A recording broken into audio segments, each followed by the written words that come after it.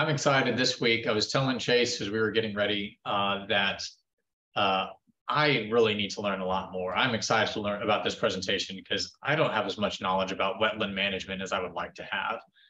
So I'm excited to learn. I like to bring people on here that I can learn from as well as all of you. So I'm excited about this. I met Chase at, I think maybe the first time at an NRCS training. It's a U.S. Department of Agriculture agency. They help fund his position. I'll briefly give a bit of a bio and introduction on Chase. Chase works for Ducks Unlimited as the Farm Bill biologist for the Delmarva Peninsula. He began with Ducks Unlimited in 2019 as a Delmarva Farm Bill biologist.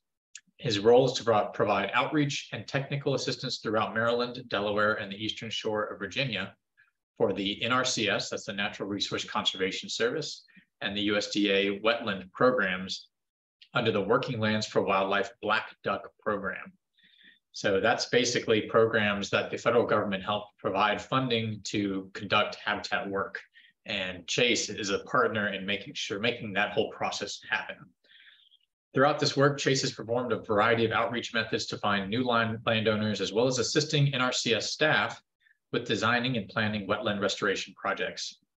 Since 2019, he has communicated with over 50 landowners, probably many more than that. I'm guessing he's probably over 100 by now, on potential projects with NRCS, and continues to work toward implementing and completing wetland restoration projects throughout the Delmarva. Chase holds a bachelor's degree in science in natural resource management from the University of Delaware, and a Master of Science degree in wildlife ecology from the University of Delaware as well. Prior to working for Ducks Unlimited, he worked as a soil conservation technician and assisted with multiple research opportunities relating to waterfowl and upland game birds. So welcome, Chase. Excited to have you speak to us today. Next month, I'll briefly telegraph you guys for next month on our speaker, which we'll announce shortly after this and start sending emails and promoting. We'll have Zach Berkurovich from Whetstone Habitat come and speak with us. I heard about Zach through some of his writings on the Deer Association website, the National Deer Association. He writes articles for them and is pretty active on social media. And I liked he's on the podcast, and I've heard him a couple of times, and I've actually had a chance to meet him at a recent conference. And I think he's a great generalist on what you would do on a property that you come to and what you might want to think about for managing that property. So he gets hired by landowners to come out, look at their properties and evaluate them and what they might want to do to reach their goals for wildlife. So that will be an interesting talk if you're interested in learning, basically getting a free consultation with Zach through our webinar. That would be a really cool thing to come out for. For future webinars, you can go to this link, go.umd.edu/wildlife23, and you can sign up. It will automatically register you for all our future ones for the rest of the year. Here's our YouTube channel. If you want to go back and find these, you can just Google Maryland Wildlife Management, or you can use this tagline here. If you go to watch this online, you can like us and subscribe.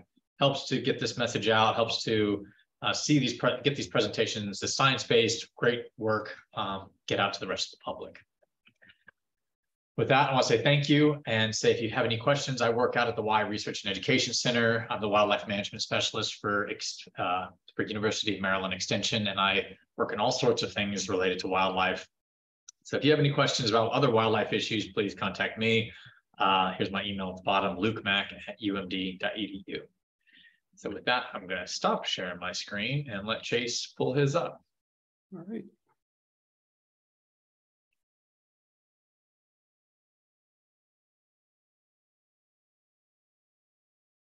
All right, that's showing up okay? See it perfectly. Thank you, Chase. Awesome. All right, well, good afternoon, everyone. As Luke mentioned, my name is Chase Colmorgan. I'm the Farm Bill biologist for all the Delmarva Peninsula with Ducks Unlimited. Just to kind of get started really quick here, kind of some things that I wanted to cover today, just as a high level, is I want to cover a lot of the shallow water management and how we approach it from DU standpoint. Also talking about some what we look for as far as when we're going into a wetland restoration site, as well as some programs that are available for you if you're interested in possibly pursuing one of these shallow water wetlands for your property, or a property that you lease or have interest in acquiring at some point. So just really quickly here, some brief background on Delta Unlimited if you're not familiar with our organization. We are a nonprofit organization. It's founded in 1937, founded by basically a group of hunters who had realized that a lot of the duck populations are crashing, primarily from the Dust Bowl and other issues at the time. And so they banded together to try and start funding some restoration projects to help increase waterfowl numbers back up. So our goal as an organization is to conserve, restore, and manage wetlands and associated habitat for waterfowl, as well as associated other wildlife and people as well. So to do that, obviously, waterfowl are highly migratory species. They cover a large landscape, and Ducks Unlimited recognizes that, if we're going to be involved with doing as much as possible for wetland restoration for waterfowl, we need to, be within that space. So DU is actually a continental organization. We have Ducks Unlimited Inc., which is our American DU. Then we have DU Canada and DU Mexico. So we cover continent-wide as far as our restoration work. We depend heavily on grassroots volunteers and fundraising efforts from our volunteers to help leverage public funds to help us do a lot of the restoration work we accomplish. One thing I do really want to stress as well is that, sometimes there's the false perception that DU is only for hunters or strictly for hunters. Although a lot of our volunteer base, as well as even, a decent amount of our employees are avid waterfowl hunters and sportsmen, we're not a hunters advocacy group, and we don't necessarily push for specific hunting or firearm advocacy. So we have a large following as well from non-hunters that are actually interested in the products that, are byproducts of our wetland restoration for waterfowl, benefit many other species as well.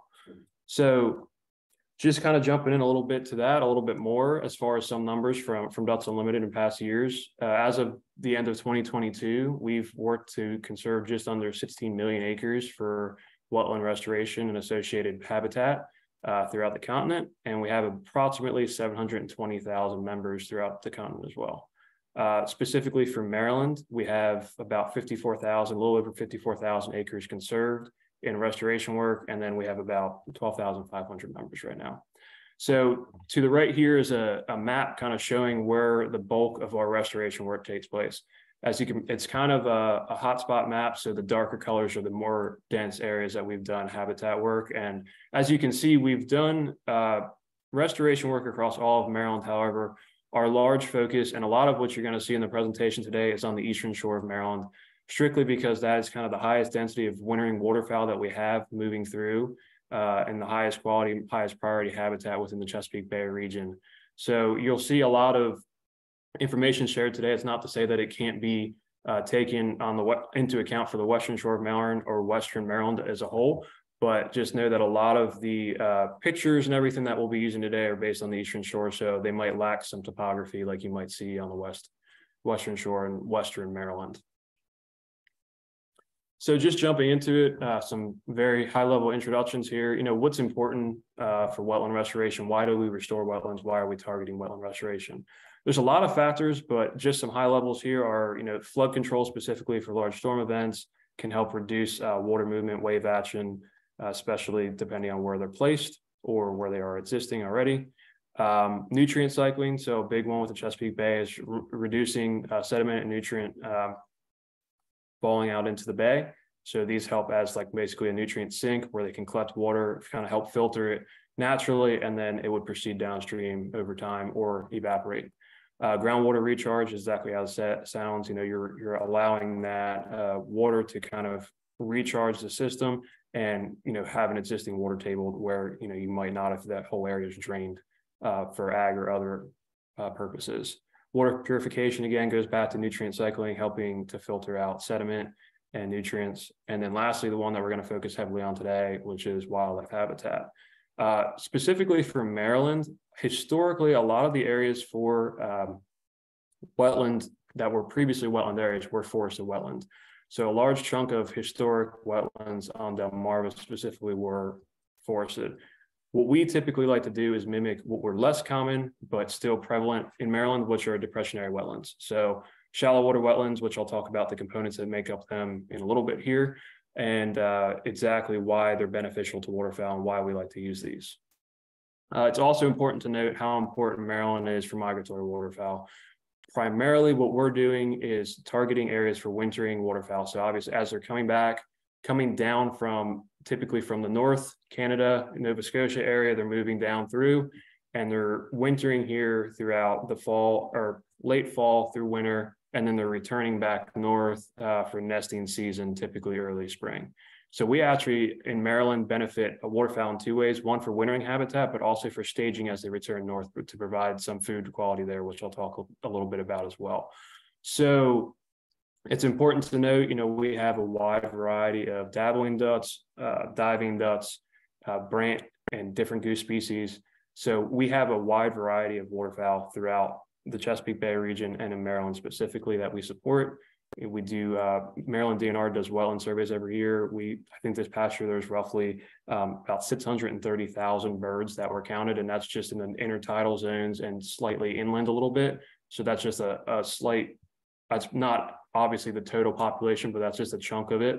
So it just shows how many birds we support and how important it is to have quality wetlands, quality food sources, and available habitat for birds since it's been degraded over time. And you have had more habitat fragmentation. So being able to restore these sites is incredibly important for migratory waterfowl and other game birds. So as I mentioned, there are a few components to what we would call depressionary wetland and shallow water wetlands that we like to work in for waterfowl. So to the left here, again, this is probably about the maximum amount of topography you're going to be seeing out of my pictures today, just because, again, the Eastern Shore being a coastal plain environment for the majority of it is relatively flat. So what you're seeing here is a low berm along the edges here. You'll have a watershed coming in from these higher elevation areas, allowing the water to come in and collect in this area. Typically, our berms do not exceed more than 3 feet tall, and it's based off of existing ground and the existing topography of the area, which we would determine when we do an initial site feasibility check.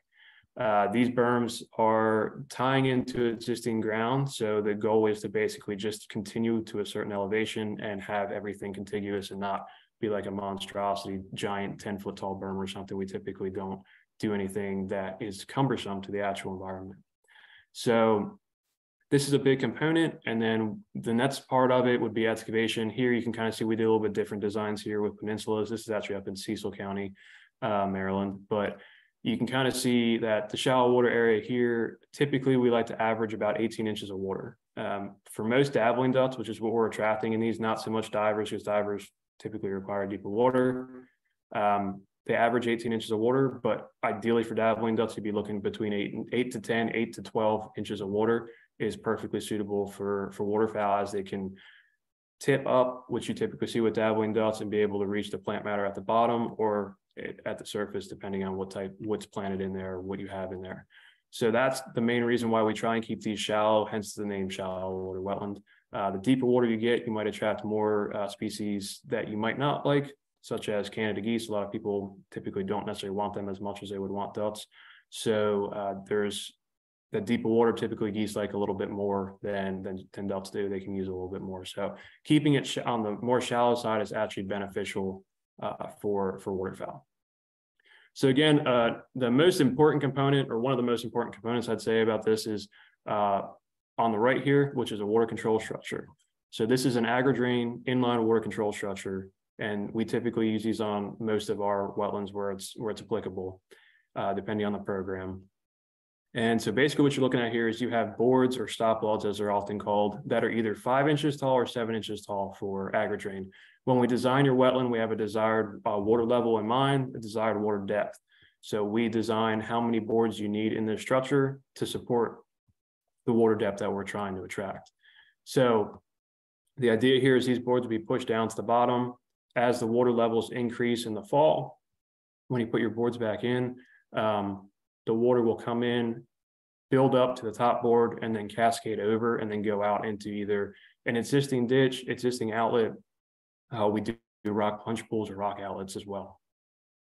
So main components here again, berm, which you would be getting that material from your excavation here, establishing your water depth that you want, and then having your water control structure for management. slide stop working. Okay. So one big topic that I'd really like to cover just before we get into the actual management side of things is how you approach your wetland management and your mindset kind of sets the stage for what you're going after as far as success in waterfowl management as well. So there's a lot of misconceptions, I'd say, as far as what's ideal for waterfowl. You know, a lot of people want to plant corn, milo, sorghum, soybeans, what have you, inside of a shallow water area because they think that that's going to be the most attractive thing to birds, basically a flooded food plot to some degree. We like to call them planned floods. Though they do have a place and a benefit, I would argue that a more ecological minded and managed wetland is much more beneficial in the long run for waterfowl as well as many other species. And that's why we push for what's called moist soil management, which is what I'm going to primarily focus on going over today. So an ecological mindset compared to an agricultural one is kind of what I broke out here. You know, more or less, agriculturally, you're really targeting a singular species. You're trying to control every single variable from spraying, controlling weed pressure, getting in early enough to plant, and really focusing on that one species that you're kind of shutting out the part of a wetland that's the most important part, which is that it's a dynamic system. There are so many moving parts: soil moisture, soil temperature, water temp, water depth. There's so many different factors there that actually all add together when you're trying to focus specifically for managing either for waterfowl or specific plants. That's not to say that there isn't benefit to having these grain crops in a shallow water area. To some degree, they have been used, and obviously I'm sure many of you have probably seen they have been successful. The biggest thing that I like to stress here is by doing this more on the moist soil management side of life, more on the ecological minded side, you're limiting cost and time, energy inputs that you're putting into it because you're really just working naturally with the water that's there and controlling the water levels naturally rather than having a whole bunch of inputs for seed, fuel cost, time put into it, spraying, etc. So you're really just trying to let the natural processes do the work. A lot of times with moist soil management and managing shallow water areas, it's a very much a trial and error with each site. Each site's different. What might work in one site might not work in another. So you're really looking at future growing seasons in mind when you're managing, not so much just your current one like you would be for doing an agricultural crop. So it's important to have, you know, understanding the different mindsets and knowing what you want to manage for and how you want to manage it. The other reason I would stress that moist soil management is a little bit more beneficial is usually deterioration rate for commodity crops is a lot higher than it is for moist soil plants. Moist soil plants are geared around being in moist soil, geared around being flooded. They don't deteriorate as quickly once they've been inundated with water. Typically after 90 days, your corn or milo will lose about 50% of its energetic value for any sort of waterfowl use, basically. So you're losing that food, that protein source, that carb source pretty quickly within 90 days. And as you're looking at the period that we're holding birds in Maryland, usually from as early as September through March, potentially February, March, 90 days is not a long enough time to sustain a food source for them. When you compare that to some moist soil plants, typically after 90 days, you might see 15 to 20%, maybe 25% of their energetic values decreasing, being inundated, but it's still in existence and it's a lot higher than your commodity crops are. The other side of it too is you have a more diverse plant community. So then you have multiple different species that, although one might be, kind of getting knocked back a little bit from being inundated, you have other plants that are going to be there that are supported as well. So you have a variety versus just a monoculture of a certain crop usually. So those are kind of just two different things that I kind of want to set the tone with as far as like what we look for in management, the different ideas that some people have, and kind of why we gear more towards a natural process rather than planting. It's really important to think about these things, how what you want your wetland site to look like, and really what you want your success to be, your end goal.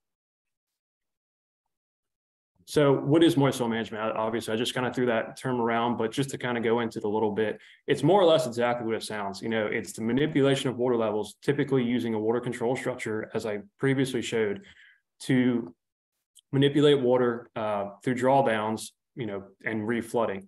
So what you're doing is you have a specific period of time that you're going to be drawing down the water, and a length of time you're drawing down that water. And in that process, you're exposing more and more moist soil, which will expose different plant regimes as they're growing in throughout summer months. And then you would be putting your boards back in whatever your desired date is, typically August, September, depending on when bird migration is really getting more prevalent or when you want to get water back on your landscape. You're putting those boards back in, and then it's just going to reflood and have all those plants there. So basically you're creating an environment where you not only have a water source for birds, but you also have a food source that they can come and visit and use. And again, the length and time of that drawdown, which we're going to talk about a little bit further, can dictate the type of vegetation that's going to come up in it.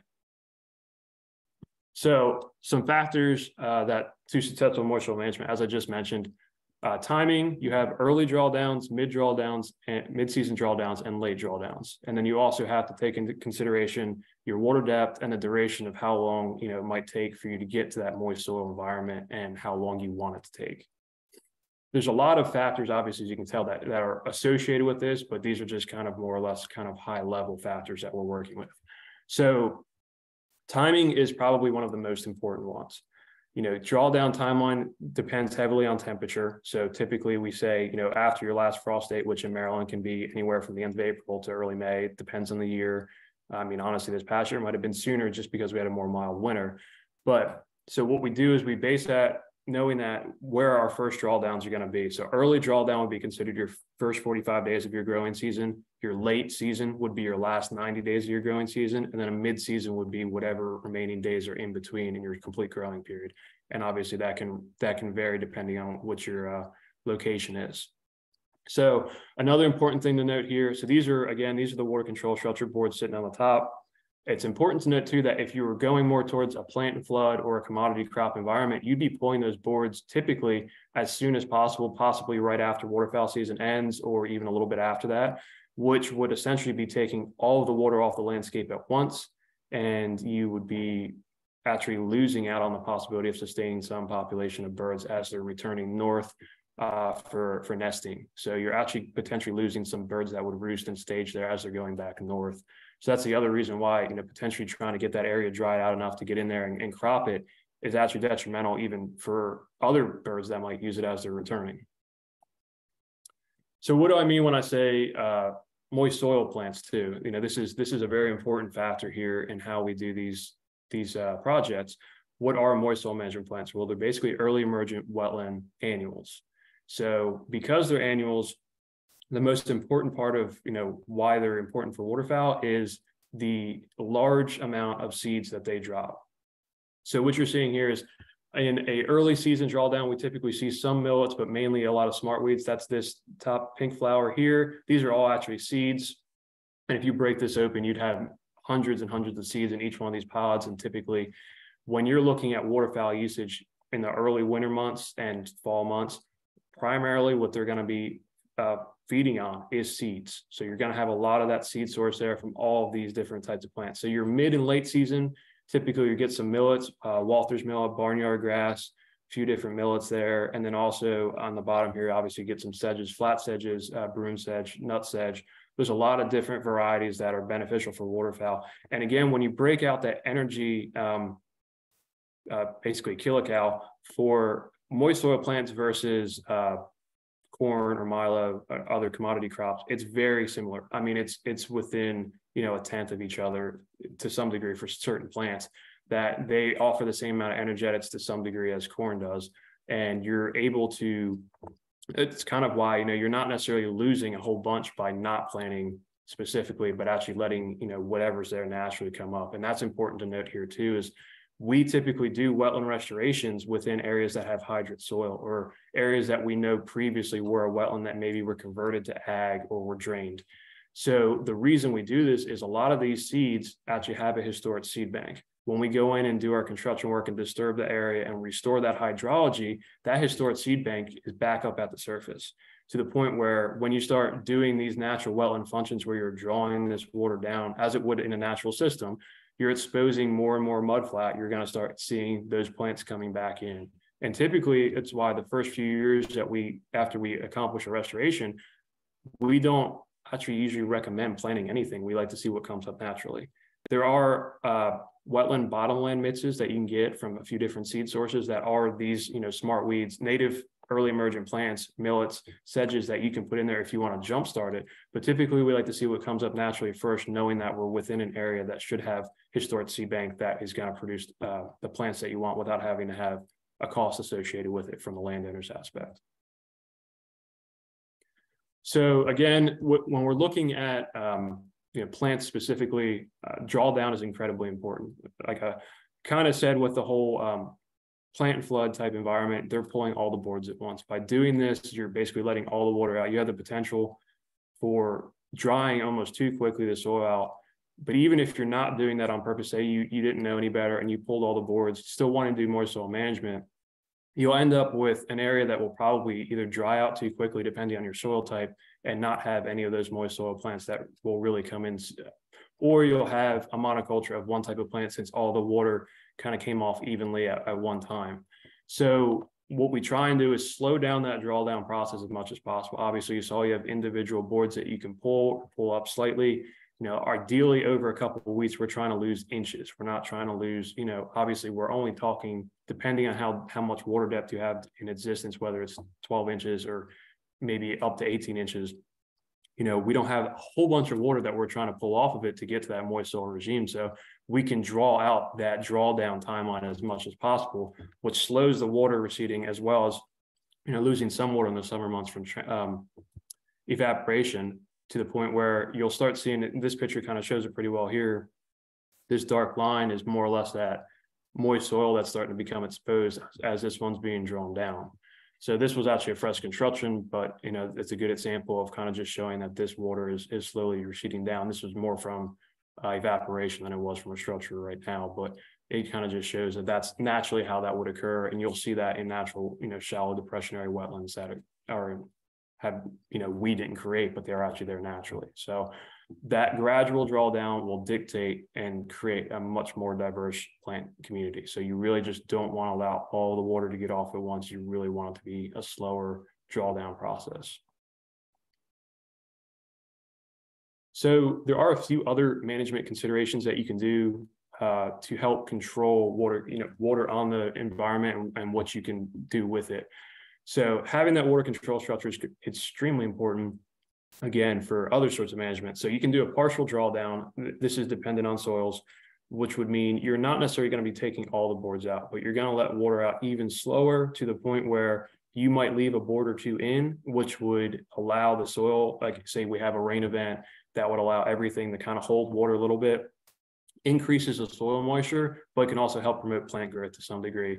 This is a site-by-site case, and it also depends on your soils. If you're losing soil moisture quickly, the one thing we don't necessarily want to happen is for it to dry out quickly, because it can crack, especially if you have a clay liner on the bottom. If it cracks, it can create voids in it, and that can actually become an issue to some degree. This is very soil dependent.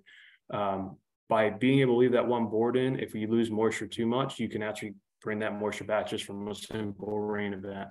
So that's a big thought process there, as far as if you want, if you have a desired moisture content that you want that you're not seeing, you have the ability to change that with a water control structure. Again, these next two are more for management of maybe undesirable species. So you could have an extended drawdown where you're completely drying the area out. This could be to manage undesirables, whether it be mowing or just being able to take the moisture out of the soil can actually sometimes help kill back some undesirables that need it, such as cattails, or even to some degree, depending on how severe it is, Phragmites. Or you could extend your flooding. So you might not pull any of your boards for a year. You might leave the water level up, and that can actually help flood out some of these plants that you might not want in there that can't handle being consistently inundated, such as lower Phragmites, not maybe a huge mature stand, but to some degree, you will have some control over Phragmites by flooding it depending on the height. And lastly, an important, we like to call like a every 3 to 4 year management would be to run a light disc through your shallow water area. And this is literally just to reset that early successional seed bank. And I'm going to talk about a little bit more about what happens in the next slide, but more or less being able to run a light disc there, you're not disturbing that clay layer significantly on the bottom. That's allowing you to keep water up the surface.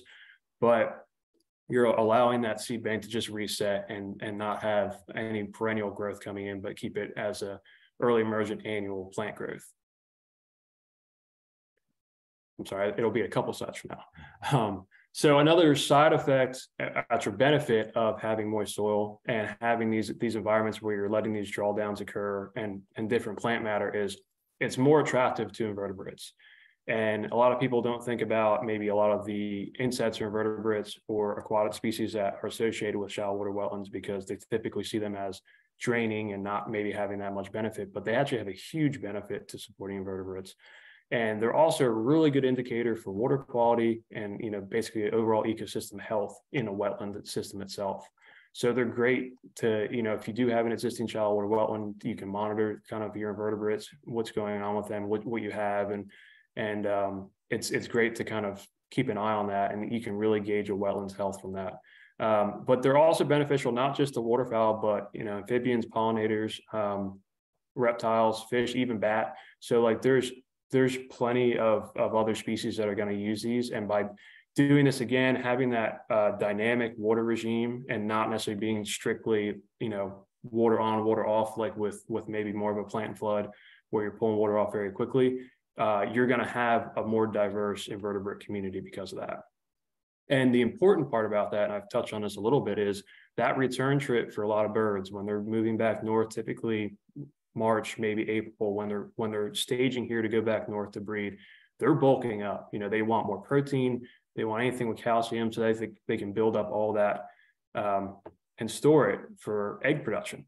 So it's incredibly important when you start, again, when you're pulling your boards, in theory, after you're seeing your return migration waterfowl, because they're going to be using these shallow water areas to go after snails, to go after, scuds, a few other invertebrates that are going to be there that are going to be high in protein, high in calcium for that egg production.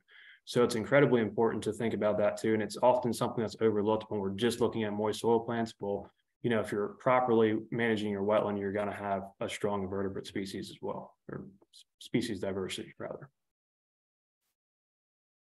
So this is the slide I was thinking of. More or less what we would call stable wetland management and what not to do. And this is kind of something that we talk about in the management side, where more or less you say, hey, I want Pennsylvania smartweed every year, and I'm going to pull my boards May 15th every year, and I'm going to put them back in August 30th. And what you're seeing there is you're so strict with your timeline of events, and you're not being dynamic with changing. It's important to change your dates of when you're drawing down, how long of a drawdown, when you're putting your boards back in, because you're still mimicking that dynamic system, that natural process that's going to happen, all that variability. You don't want to be so structured that you say, hey, I got to go pull this board exactly at this time, this day, every year.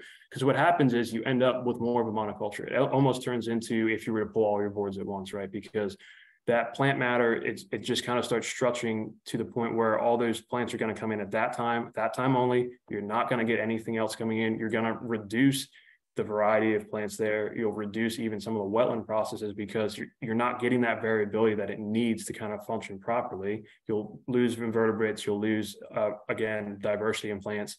And what this that can actually end up happening is you're going to increase, management costs, because it can also increase perennial growth. If you're keeping water on too long, you can introduce perennials such as, or water plants rather, you can get water primrose. Sometimes you'll get cattails. Obviously, the worst of them all would be getting Phragmites in there on the fringes. And that can also be just due to not drawing down or not being able to manipulate water levels when needed to try not to frag back. So by being too structured with managing and when you're pulling the boards and everything, it can actually end up negatively affecting you in the long run. And that's also to go off of where I mentioned about the light disking. If you're targeting a singular species, what you're going to see is over 3 or 4 years, it's going to change from maybe strictly Pennsylvania smartweed to more perennial growth that's going to start coming in, because you're starting to change that seed bed dynamic. And that's why disking it and resetting everything is extremely important to knocking everything back and kind of keeping that dynamic process going. So lastly, I kind of just mentioned a little bit, but for wetland management, specifically for nuisance species, I really only kept 2 here. There's a lot more, but these are the 2 that we deal with the most on the Eastern Shore. Sweet gum technically is a native. However, they really enjoy having wet feet and moist soil. So obviously, if you are in an area that is bordering a wooded area that's already wet, there's a good chance that you're already going to have a decent amount of pressure from sweet gums. And what occurs is they are very aggressive when they come in, and within a couple of years, they could potentially overtake a complete shallow water area, to the point where you won't be able to spray them to knock them back anymore. You might have to come in, actually forestry mulch or mow them and try and get them knocked back and controlled. It's also a good segue to, as far as any woody vegetation goes, if you're near the woods, you really don't want to have any woody vegetation on the berm itself. If you have a berm associated with your wetland, because as you get that root matter going through the berm, typically roots are going to go towards water. And so what's going to happen is you're going to end up with pockets and voids in your berm to the point where it might settle unevenly. You might end up breaching your berm to the point where it could be catastrophic, and actually in a large storm event or a large water event, you could actually blow part of your berm out just because of having those trees making, the structure of that berm unsettled. So it's really important to keep woody vegetation off of berm as much as possible and keep it at bay. For Phragmites, I'm sure many of you are familiar with it. It's a common occurrence across the whole state. Actually, I always find it funny, this bottom right picture here, it looks like someone just planted this field. This is actually a field that was left fallow just a couple months too long. This is Lower Shore, Maryland, and it's basically all Phragmites coming in. So the pressure that we get is immense once it's already established. And once it's established, it's really hard to knock back, right? So you're looking at multiple years of management and multiple management activities to knock back a mature stand, such as in this top corner up here. And what that usually entails is aerial application is what we like to use most. That's a water-based glyphosate that we'd be putting out to more or less knock back the Phragmites. We would do that in late August, early September, typically when it's starting to go dormant, so that it will take it in better. And then that would be followed up by another management activity in the spring. It would either be mowing or burning. You could do that, and then you'd be spot spraying or doing another application on top of it, depending on how significant it is. You can kind of see in this center picture here why Phragmites is so bad. I mean, this is just actually in a drainage ditch, but the rhizomes and the root systems of Phragmites is so significant that it's able to push, pressure into a specific area where if you tried to go in and actually mechanically disturb the ground and rip out Phragmites, it would actually most likely explode. Like it would actually increase your issues, which is why we typically try and mechanically, by mowing or burning or chemically control it, so that you're not spreading it even more by trying to rip it out or doing a deep ripping or disking or something. So typically you can also control this with water. Like I said, if it's lower Phragmites and the majority of it's lower enough to where you can get most of it inundated in your shallow water area, it will knock it back as well. So there are some possibilities there, and there's some options for you to think about for managing Phragmites. And it's not impossible to get it knocked back. It's not a 1 year set it and forget it. It's going to be an active management process. Once it's established there, you're going to always be spot spraying or keeping an eye on it for the foreseeable future. So just to kind of summarize everything that we've kind of talked about with moist soil management, some high levels here is, a lot of the benefits here, again, these annuals produce a high amount of seed. So, up to 2,000 pounds of seed per acre is pretty impressive for, an annual plant that's going to be coming up naturally.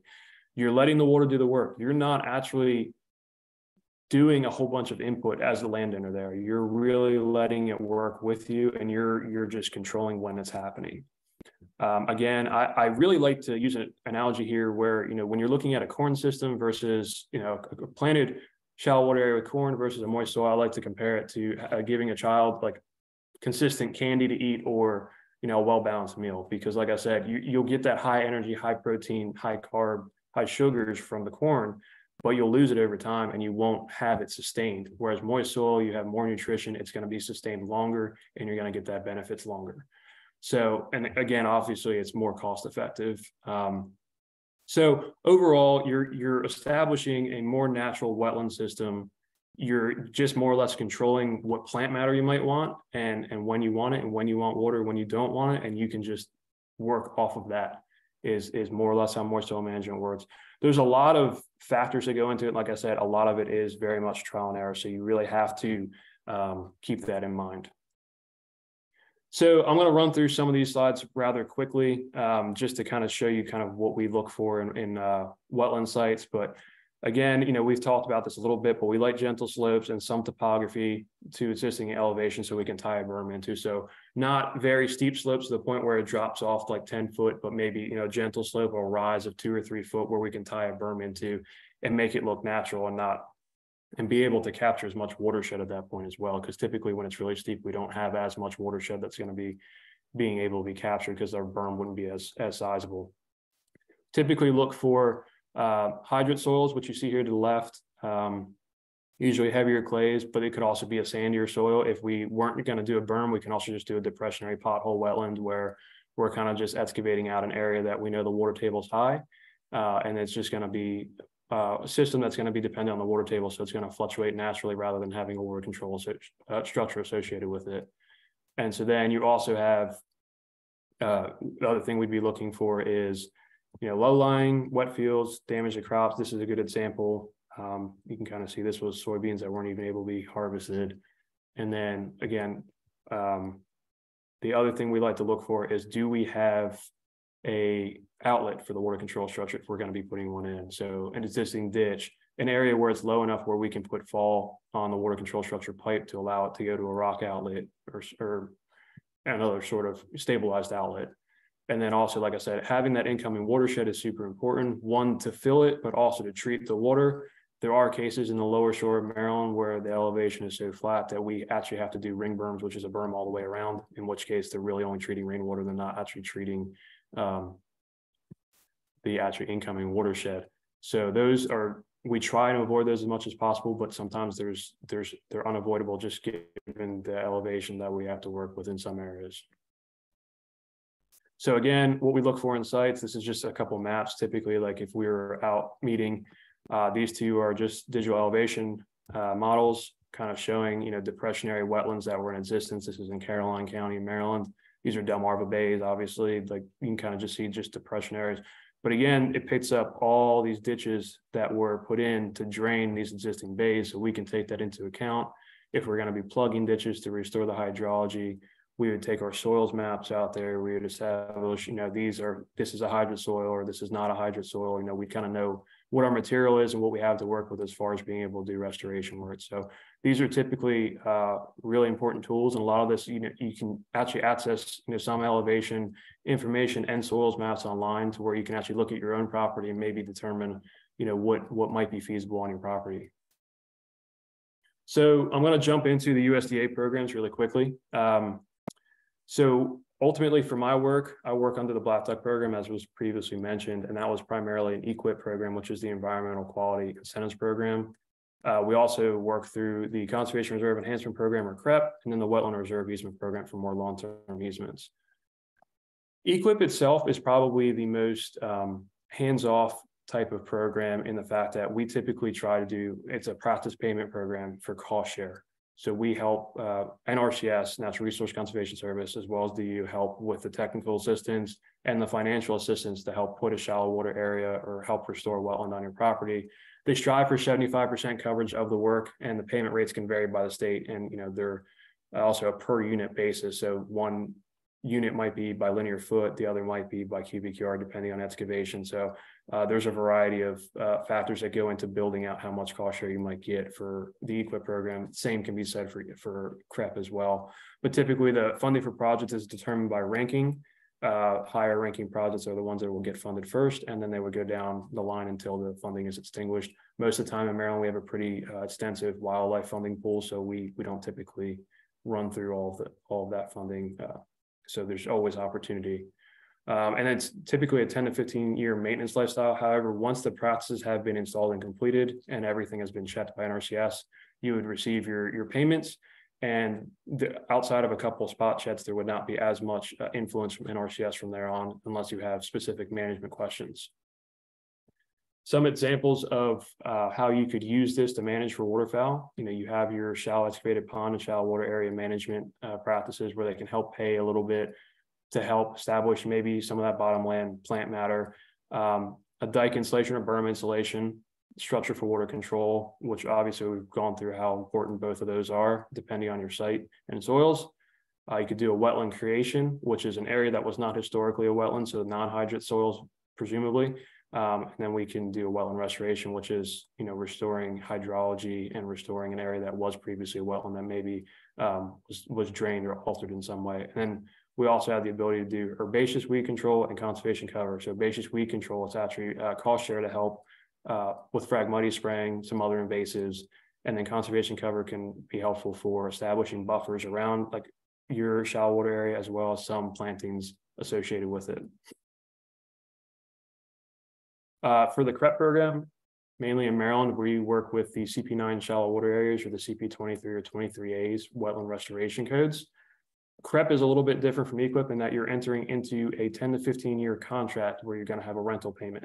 So you would have a rental payment based off of your soil rental rates, your incentive payment for the Chesapeake Bay, as well as other incentives, as well as your CRP cost share and practice incentive payments. So you typically end up with a decent cost share coverage for a CP9 or CP23, given that it's a wetland practice and it's really important for the Chesapeake Bay watershed. It's a priority area. You get a little bit of additional incentives for that in Maryland.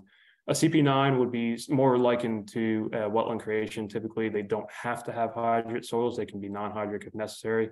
And most of it can be more soil managed. Whereas with a CP23 or 23A, which is a wetland restoration within or not within the 100-year floodplain, you have the abilities to restore an area that has to be at least 51% hydrate soil. So it has to have previously, a portion of it had to have been historically a wetland, but you have to maintain 70% of that as a perennial wetland, and you can only moist soil manage 30% of it. So if you're looking at it from more of a management heavy standpoint, that might not be the practice to gear towards, but it also provides a more diverse habitat in that you have micro and macro topography that you can work with, varying water levels in the perennial versus the managed side, and you can kind of actually have a more diverse plant and animal community because of that. So lastly, this is our most permanent option that we have using Farm Bill programs would be the Wetland Reserve Easement Program, which is either permanent, perpetual, or 30-year easement. The permanent easements are the better route to go here in the fact that there's 100% of easement value is covered, as well as 100% of the restoration costs usually, whereas the 30 years are a little bit less, 50 to 75% of the easement value, 50 to 75% of the restoration costs. And this is all, the easement payment is based off of the geographic area rate caps, which is taking into account fair market value, usually about 90% of whatever the appraised rate is, and the fair market value is what is offered. But it can vary by location, the type of land, and the year that you're putting into. But this is our most permanent option for having a variety of habitats. You can still have some early emergent habitat. Portion of it might be wooded, but the goal of this is having existing hydrology that was altered that we're restoring. So ditches, ag fields, et cetera, that are hydrate soil that we're restoring back to its natural state. So one other quick topic to cover here is saltwater intrusion. We're starting to see more and more on the eastern shore. It's become an issue for us as we're trying to figure out how best to use different practices to anticipate the changes and what we can best do with it. But you're looking at increased salinity can cause not much growth, and typically what we have coming in first in this picture on the right is the first thing that'll typically come in is Phragmites. You'll see ghost forests where you're getting trees cut back due to the increase in salinity. Typically right onto those trees comes Phragmites. So sometimes it's just trying to understand the best way to manage proactively and reactively as we're starting to see some of the changeovers occurring in agriculture environments. And this is just kind of a good picture to show that ideally we want our high marsh to continue upland into this upland area, as the existing high marsh is going to be turning into mudflat or more inundated wetland area. So we kind of want that to keep moving inward. So however we can best control that. So, all right, just to finish off real quick, I was just going to show you some quick examples of some projects we've completed. These are projects all throughout Delmarva, but these are just examples of, again, fallow ag field, not super productive. This is our before of it. This is during construction, so you can kind of see our berm right here. And then after, your water control structure being right here. This is immediately after, and having some of this was planted, but you can kind of see what it ends up looking like right after construction. this is a good site that I did in Delaware. One of these pictures got deleted apparently.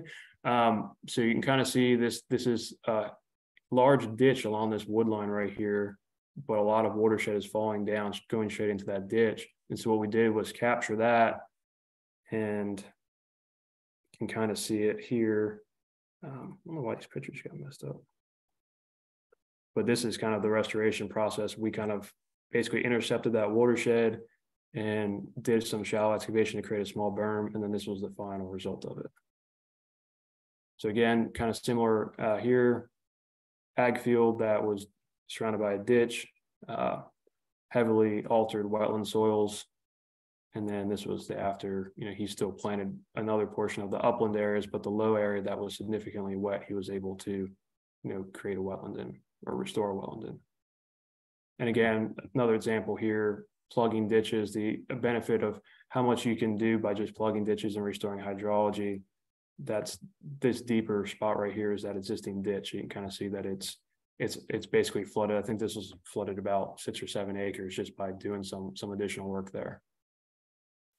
All right, now I ran through some of the stuff at the end there really quick, but I also want to leave some time for questions. So we'll leave that with, the most important thing that I'd like to stress here is wetlands need to be dynamic. They need to change, they need to have options, and by managing them, you kind of need to understand the different basically factors that go into it and the variability, and that you might have very successful years and some years might not work out as well. Yeah, any questions? Awesome. Thank you, Chase. That was a really great overview. We do have a few coming through. Kathy Martin, who was a participant in our Delmarva Woodland Stewards program last fall. And I will take this moment to plug the program. If anybody's interested in learning about forest management for wildlife, water quality, and everything else, we're going to be running an education program next fall, starting October, November. 6-week online course with a great field trip. You can sign up at go.umd.edu/Delmarva, and I'll put that in the chat. Anyways, Kathy was a participant in our program, and she asked, is there minimal size wetland to try this project? I have a vernal pool that continues to shrink, about 1 acre, but within and shaded by mature woods. How might you manage that? Yeah, so the wooded areas are a little bit more difficult, I will say that much. And the biggest thing that you have to take into consideration there is what are the surrounding trees that are encroaching. Again, that's pretty commonly we do start seeing sweet gum come in, and that would be an opportunity maybe to cut back some of the sweet gum if you're already having issues there. I don't know if that's an issue or not.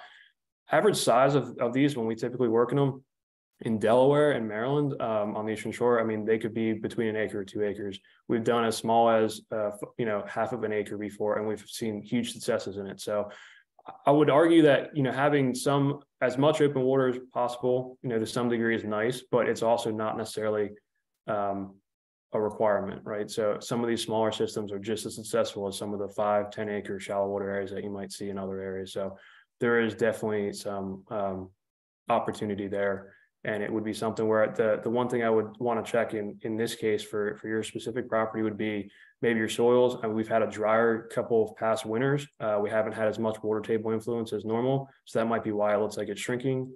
There's some other factors there, and it'd be a good opportunity to kind of assess the whole area and see what best could be altered or if anything needs to be changed really. Great, thanks, Chase. The questions are starting to roll in. David Montgomery gives us also another Delmarva Woodland Steward attendee. Mentioned that sounds like he has some black duck populations he's happy to share with other people. He also asked, can he do these practices in the Chesapeake Bay RPA? I guess that's Resource Protection Area, and are there permits required? That's a good question. I'm not as familiar with the RPA work. So where would you be located in doing that? I guess is the follow-up question I would have for that, because I'm not asking. I think David is in the Virginia side of the Delmarva. I think he's pretty close to the ocean. Okay. Yeah, so the main thing that typically the areas we don't work in are already established forested wetlands. It's something that's already been mapped to forested wetland, or A lot of the tidal areas we're kind of limited in what we can do if you're talking specifically for salt marsh or any of that work. Most we typically work in on that is Phragmites control and helping with that. Maybe some plantings, but not typically any significant excavation work. But again, would be a great opportunity, to kind of just, if you'd like to follow up, we can take a look at the property and see what potential might be there for programs. Great. He mentioned, he's in Accomack County, Virginia. Okay. Yep. I work in Accomack, so. Yep. Cool. And Chase, if you want to pop your email into the chat so everybody has it, yep. Well, I can do that if I have a second, but I want to read the next question. Who do we contact? Ed Nickman asked, who do we contact in regard to help with Phragmites? So we can typically, how we work with Phragmites is we usually have a partnership either with some of the, it depends on your Phragmites, right? So if it's an area that we can aerial apply it, we work with a lot of the local crop dusting places. Corman's is a big one that we use because they have a smaller helicopter they can get in. We also, in Maryland specifically, we have Maryland DNR assist with a lot of the Phragmites spraying. Cost share opportunities, again, usually we go through NRCS for. So you have an option there to get a little bit of cost share back from that input, but it depends on the size of the area and how accessible it is. Because if it's wooded or not easily accessible by air, it would have to be probably applied, like spot sprayed more or less mechanically on the ground, which can be a little bit more expensive.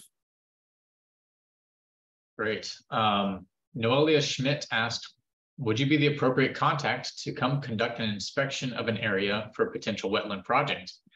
Also, any idea of what an estimated cost to start a project for 1 to 3 acre area would be? Yeah, I would be the contact for that. Depending on the county, where you're specifically located, I would most likely be the person to come and look at it. If not, I can point you in the right direction of the proper person that would be.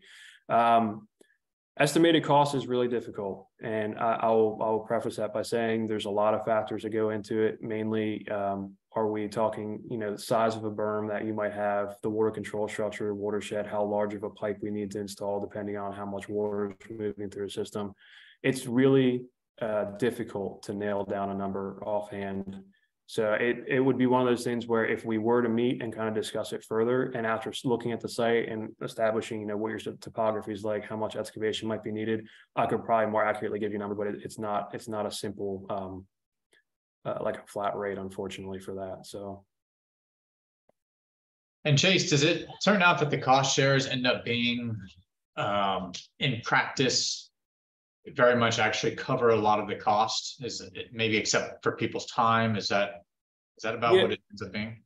Yeah, I would say, for NRCS, the biggest part of their programs is the timeline. I think a lot of times, if you were to sign up for, say, EQIP, it could take potentially a year before we're kind of getting the construction process going, right? So there's time in between there where, we're establishing, are the soils suitable? We're going to do the survey and design for it. So DU also has a design technician specifically for all the Farm Bill programs now, where we're doing just wetland designs.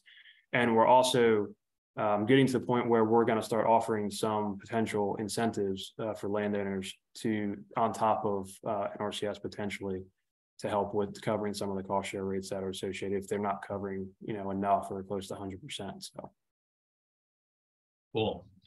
This is a question that was very similar that I was thinking as well. Molly Brown asked, would you make significant adjustments to a management plan that wanted to balance shorebird and waterfowl habitat? Yeah, and that's my fault. I actually was originally going to put a shorebird slide in because I wanted to kind of highlight how important that is. Typically, you'll still get a decent amount of shorebird usage when you're doing your drawdowns, assuming you're doing earlier drawdowns, kind of when you're seeing a lot of the shorebird migration or shorebirds moving through. They will use the areas. The biggest thing there, obviously, is the difference in water depth. They typically like skim water, a couple inches max. They don't want as much water on it. So there is a little bit more management there in getting the water off maybe a little bit quicker in that point where you might not be extending over, a few weeks. You might be drawing down within a few weeks. So it might be a little bit quicker of a drawdown. You're still allowing that moist soil to kind of slowly draw down, but you might have a shallower area and a deeper area as you're drawing down, just specifically for shorebirds. But that can also be something we take into consideration when designing these, to have varying water depths. It's important to have that micro topography within these anyway, where you're getting different water depths, because it basically like allows like smaller ecosystems to exist within that. So. Awesome. I would like to sort of expand on that as well. Chase, I kept wondering, you mentioned this was very much focused on sort of not as much habitat for diver ducks, more puddle ducks. But are there, might some people, what are some of the other birds in your knowledge, just broad wetland birds that might be of conservation concern? Somebody mentioned shorebirds. Can you give maybe some species that people might want to think about in particular that are in decline that they might want to kind of focus on, herons, other things like that? I would say the biggest one for our area right now, and it lends itself a little bit to some of these near marsh and marsh migration projects that I touched on very briefly, is black rail. So kind of a smaller bird, shorebird type. And that I believe they're actually endangered now. I haven't checked recently, but I think they are.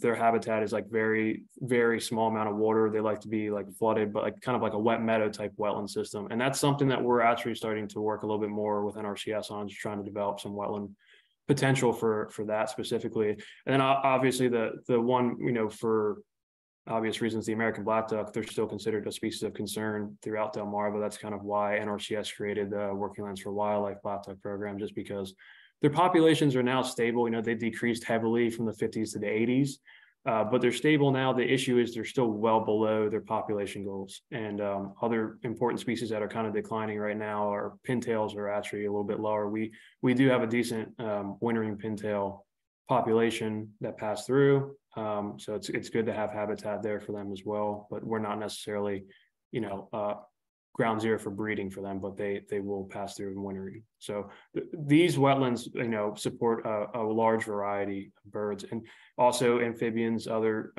wildlife as well that might be, threatened or endangered too. Cool.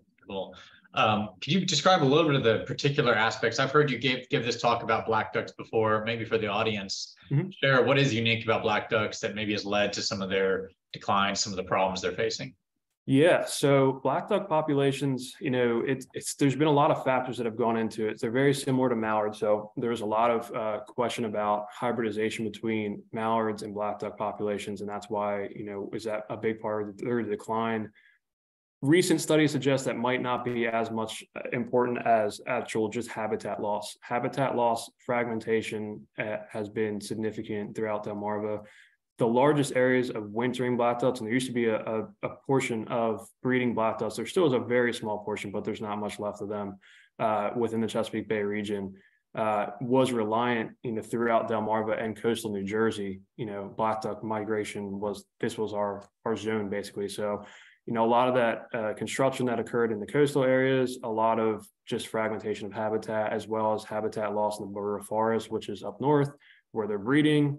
Has cut back kind of on their population success, their breeding success to some degree. Other factors, there was thoughts, was it, from overhunting? There's not as much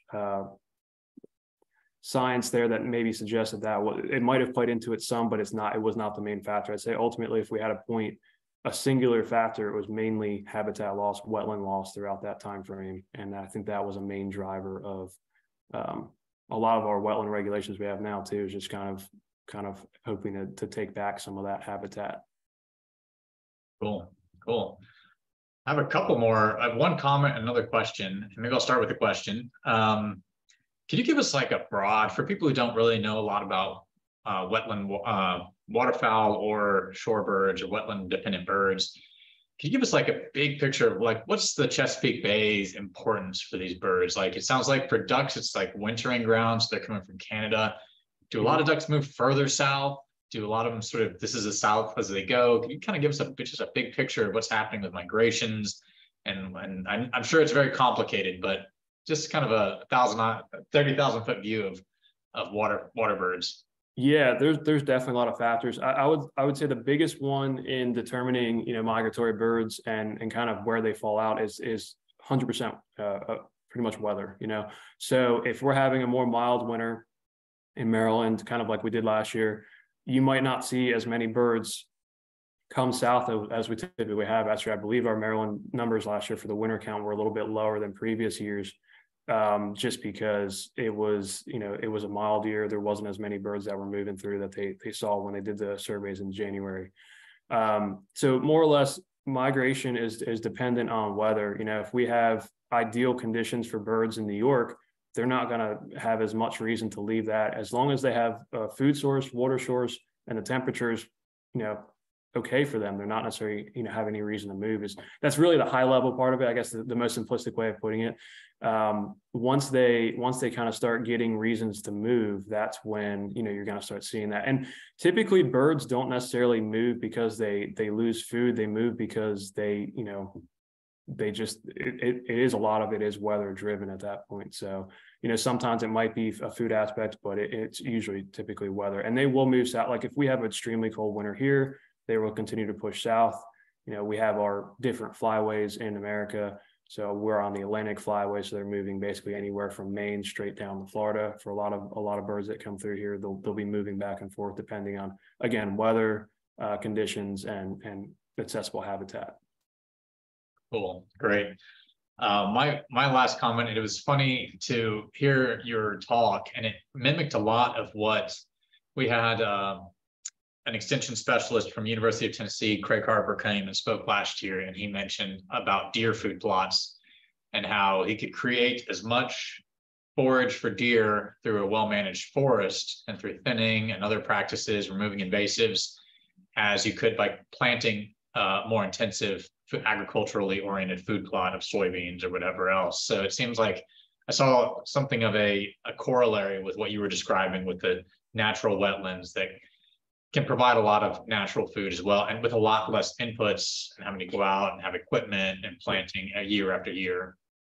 Yeah, absolutely. And I think that's really what we try and, the biggest thing is we try and set a landowner up for success when we do these. That's why we do the site feasibility checks. We make sure this is, this area is going to function the way we want it to and the way they want it to, but we really don't want it to be a management intensive effort either. So we try and, go through all this with a landowner and say, hey, if you want to plant, obviously for NRCS programs in Maryland, you can't plant them in a commodity crop. They have to be natural.